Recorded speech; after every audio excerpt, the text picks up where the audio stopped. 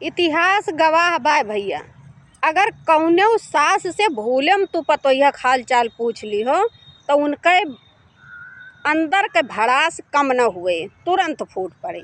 तो ऐसे बगल वाली एक जनी रही, बगल वाली चाची से पूछिन, कहो बहनी तोहर पतोहवा ठीक ठाक ब्याह, काम बहुत सही से करत है। तहुली चाची बरस पड़ी, अरे भाड़ में जाए, कौन चीज़ ठीक ठाक कौन काम करत है। जब नई नई आई रही तो भिनौखे 4 बजे नहाए धोए के तुलसी माई के जल चढ़ावें, दिन निकरत खाना पानी चाय नाश्ता सब बन जात रहा। लेकिन अब 10 बजे ले गाड़ बाए परी रहा थीन, एक काम नहीं करतीन।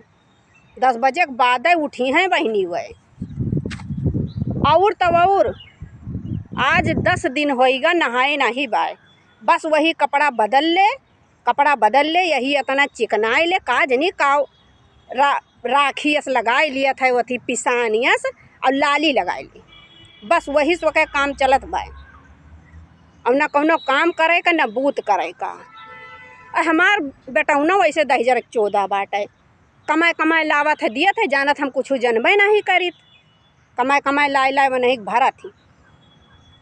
का करी, जमाना खराब बा बहनी, अगर हम बोली तो हम तीत हुई थे, जो एक रोटी मिलत है रूख सूख वहू न मिली। बहुत एकदम दिमाग खराब हो गया बा।